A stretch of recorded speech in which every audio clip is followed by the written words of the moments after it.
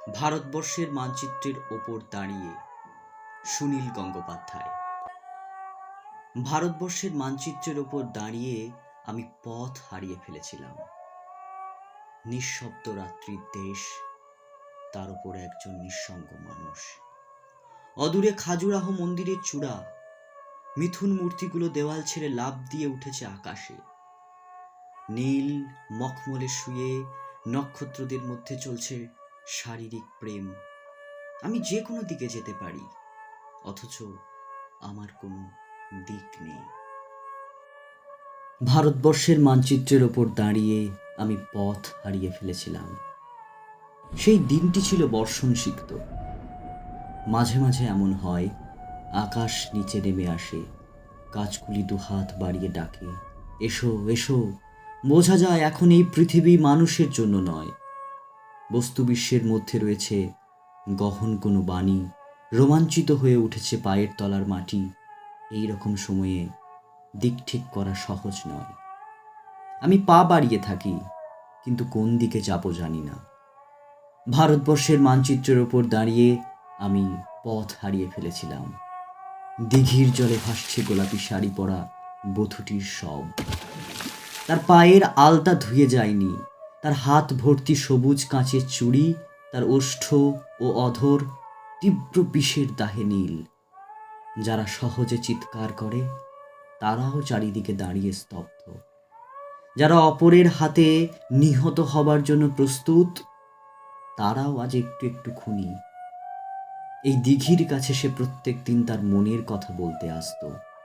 তার তীব্র দুঃখ ছিল না, তার তীব্র সুখ ছিল না।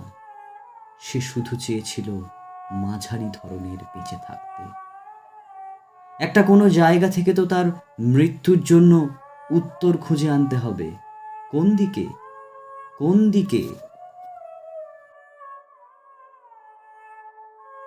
ভারতবর্ষের মানচিত্রের ওপর দাঁড়িয়ে আমি পথ হারিয়ে ফেলেছিলাম। ঝাঁসি, হায়দ্রাবাদ, নাগপুর, কানপুর, এলাহাবাদ, বিভিন্নমুখী বাস গোল হয়ে ঘিরে ফোঁস করছে। যে কোনো একটাই লাফ দিয়ে উঠে পড়লেই হয়। কিন্তু কেন আমি নাগপুর না গিয়ে এলাহাবাদ যাব না, অথবা হায়দ্রাবাদ না গিয়ে ঝাঁসি না যাবার কোনো যুক্তি আছে? ঠিক এক জায়গাতেই যাওয়ার গাড়ি ভাড়া আমাকে একবারের বেশি দুবার সুযোগ দেওয়া হবে না। আমাকে পাঠানো হয়েছে মাত্র একটি জীবন কাটাবার জন্য। একটি জেলখানা থেকে বেরিয়ে শুধু একদিকে যাওয়ার মুক্তি, চোখ বুজে ঝুলির মধ্যে হাত ঢুকিয়ে শুধু একটি কাগজের টুকরো। আমি চোখ বুজলাম। এইরকম সময়ে মানুষ চোখ বুজে চুপ করে দাঁড়িয়ে থাকে এবং বৃক্ষের মতো স্থানু হয়। ভারতবর্ষের মানচিত্রের ওপর দাঁড়িয়ে আমি পথ হারিয়ে ফেলেছিলাম। চতুর্দিকে সবই অচেনা। দুদিক দিয়ে মানুষ আসে যায়, কেউ থামে না। কেউ চোখের দিকে চোখ ফেলে না। কেউ আমার কথা বোঝে না, আমি কারোর কথা বুঝি না। কারুর হাতে উজ্জ্বল নীল রঙের বল, কারুর হাতে পাংশু রঙের থালা। কেউ মুঠো মুঠো বাতাস খায়, কেউ অ্যালকোহল দিয়ে দাঁত মাজে। জীবন্ত যুবতীর বুকে শকুন এসে ঠোকরায়, তারা হাসে। শিশু এসে মায়ের আদর কাটতে চাইলে মা কাঁদে। পোশাকের দোকানে মানুষ ঝুলছে, অপর মানুষের কোনো পোশাক নেই। মাংসের দোকানে মানুষ ঝুলছে, অপর মানুষের কোনো মাংস নেই। এই ঘোর অচেনা রাজ্যে আমি একটু দাঁড়াবারও জায়গা পাই না। আমি কি এখনকার কেউ নয়? এ আমার দেশ, এ আমার দেশ বলে চিৎকার করে উঠি। কর্ণপাত করে না একজনও, এমনকি আমার দেশও কোনো উত্তর দেয় না।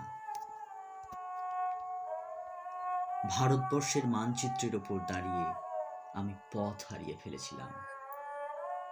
একটি ঠিকানাহীন চিঠি এসেছে, আমার যেতে হবে।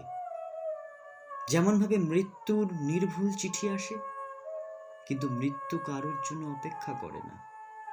আমার জন্য একজন প্রতীক্ষায় বসে আছে। সে কোথায় জানি না। সে কি সমুদ্র কিনারে কিংবা হিমালয়ের মর্মছায়ায়? সে কি বন্যায় ধুয়ে যাওয়া মাটির ওপর নতুন পলিতে দাঁড়িয়ে আছে? সে কি শুকনো জিভ বার করে ক্লান্ত জঙ্গলের মধ্যে একাকী শয়ান?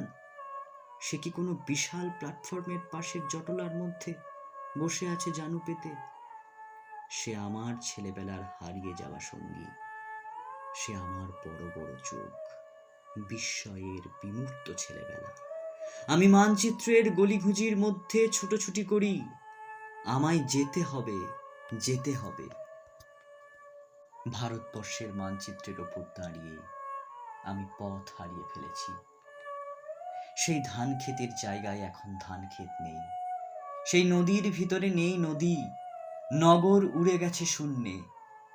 সেখানে সব ছাদ খোলা মানুষ, সেই একই মানুষের মধ্যে অন্য মানুষ। রক্ত ছড়ানো গোধূলি আকাশের নিচে এক অলীক দেশ। একদিন যারা অনুসরণকারী ছিল, আজ তারাই পলাতক। মহাকুর্মের পিঠে এক অন্ধ লিখে যাচ্ছে ইতিহাস। এক জননী তার প্রতিটি সন্তানের জন্য একটি করে মুরগির ডিমও প্রসব করতে পারেনি। এই তার খেদ। যেখানে স্থাপত্য ছিল, সেখানে আজ সুড়ঙ্গ। যেখানেই যাই, সেখানেই শুনি এখানে নয়, এখানে নয়। অথচ কোথাও তো হৃদয় থাকবে এবং তার মধ্যে ভালোবাসা। বিজন নদীর ধার দিয়ে আমি হেঁটে চলেছি উৎস কিংবা মোহনার দিকে।